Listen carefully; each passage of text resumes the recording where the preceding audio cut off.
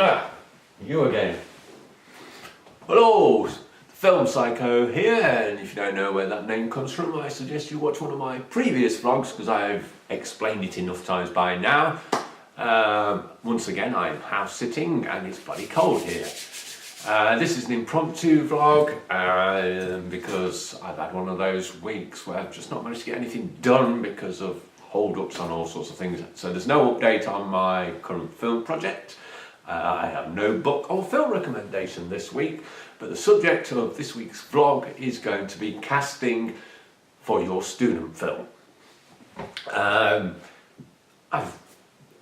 been in student films as an actor and I've shot films as a student director, and so I can speak from experience of both sides. And sometimes in student films you see that they've just got their friends in, or their fellow students, for example, and everybody's the same age. Well, it's just not believable, is it? If you're going to cast somebody as a professor, somebody who's 21, it's not believable, is it? So you want to cast someone a bit older.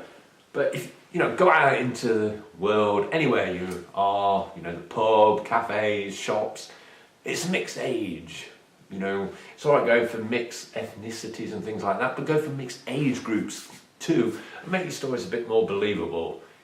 If you're doing a teen splatter film or something like that, yes, most of your cast are going to be 18 to 25, something like that. But there's always one character comes in who's a bit older, even if it's not the killer. There's the caretaker or something like that. So when you're casting, just think about believability of the characters and try to reach out and get more experienced actors or actors of an older age. And really the tip that I'm wanting to share is where to go look for your actors, because maybe you don't know. Maybe you're going on the Facebook groups, maybe you're on Star Now, Casting Call Pro and places like that, and these are all good, but here is my recommendations in order. I've written them down. First, go and check out local plays. Amateur dramatic groups, a good place to have a look. May not be amateur, could be serious actors that have put on a little fringe play or something like that. But at least if you go to these sort of places, you can have a look at the actors and see them performing, see if they're the kind of person you're looking for.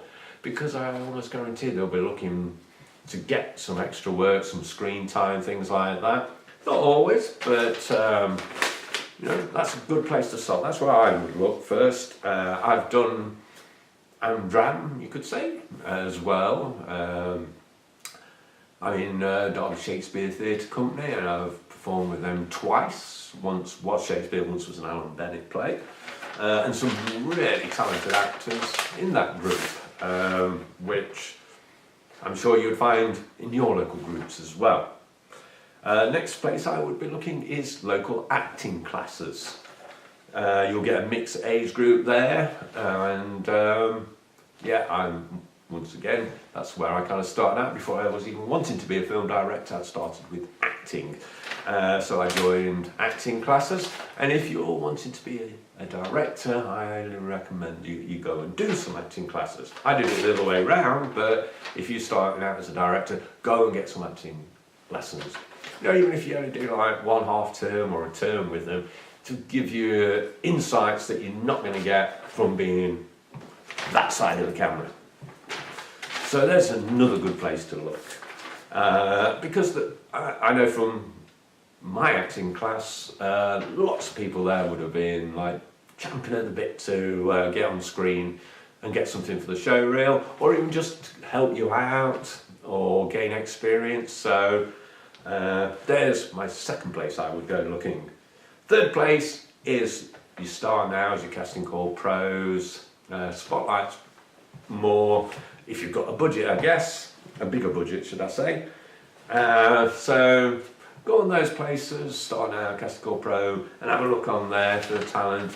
That's probably where you're going to put your casting call out. But I've also found that you get a lot of people applying that have got no experience whatsoever and really should be going for extra work to start with, but beggars can't be choosers sometimes. And so that's another place to look. And finally, this is the last place I would look, is Facebook groups. The reason I say that is you get lots of people contacting you, and they're from all over the country, so they may not be useful to you if you're on a low budget student film, because that's what this tip's about, is if you've got little or no budget for your film. If you've got a bigger budget, then speak to agents and get actors that have got experience, attach a name to your film, because you could find out that it's not as expensive as you think to get a named actor on your film.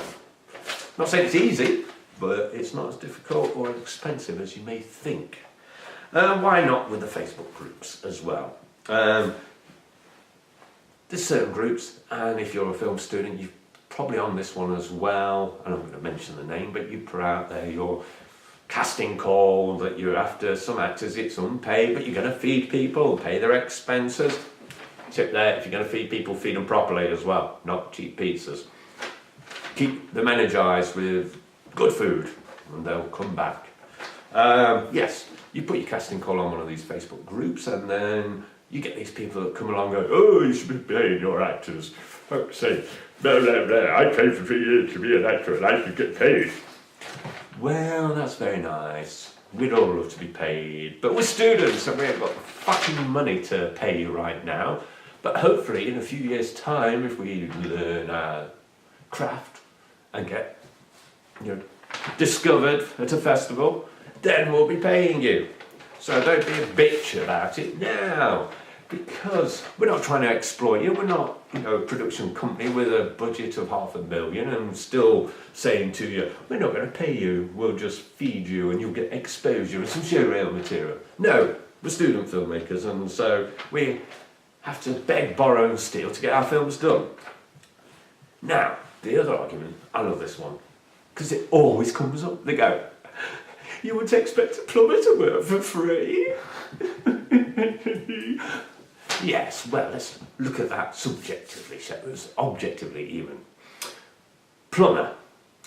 Is there a plumber's website where you go and put your job out and go, my bath needs replacing, so I need a plumber, and you put out a plumbing call on this website, and then loads of plumbers come along and go, yes, I'd like to come and fix your bathroom for you, and all that. No, there isn't, but there is one for actors. In fact, there's more than one for actors. There's loads of them, because there are shitloads of actors. I'm an actor too. I'm not getting enough work at the moment either, but I'm not bitching about it. I go out and look for opportunities. If I can't find one, I'll make them. So, it's a bit redundant, the plumber argument, isn't it? Now, let's be objective about the types of people that are arguing about being paid. First, there is the selfish bastard who doesn't want to pay back. They must have had a leg up in the beginning, because it's very rare that you finish your training and go straight into being an A-lister or being on Broadway or down the West End or something like that. So they must have had opportunities early on in life, and somebody must have done them a favour and things like that. So that's one group of people that would be moaning at you for putting a casting call out with no pay. The second lot is the newbie. The newbie has either done a paid job or just got themselves an agent, thinks, yeah, hey, I've made it, I'm now an actor, I've done paid work, so therefore I am not doing anything for you poor students. I shall do that. And the third one is the bitter and twisted actor who's just not getting enough work. I mean, be objective about it. If you had lots of acting work, why would you be on Facebook moaning at students? Surely you should be analysing your script, learning lines, that kind of shit, going to rehearsals. I know that in 2015, when I joined Derby Shakespeare, I was in a play that got delayed till the summer, then I was in the Alan Bennett one in the October, and then at Christmas I played Scrooge in another theatre company, paid as well, got rave reviews, so I can't be that bad. Yeah, if anybody wants a Scrooge for an upcoming performance. Yes, so there you go. They're the three types of people I would say that keep going on about pay. We all want to get paid.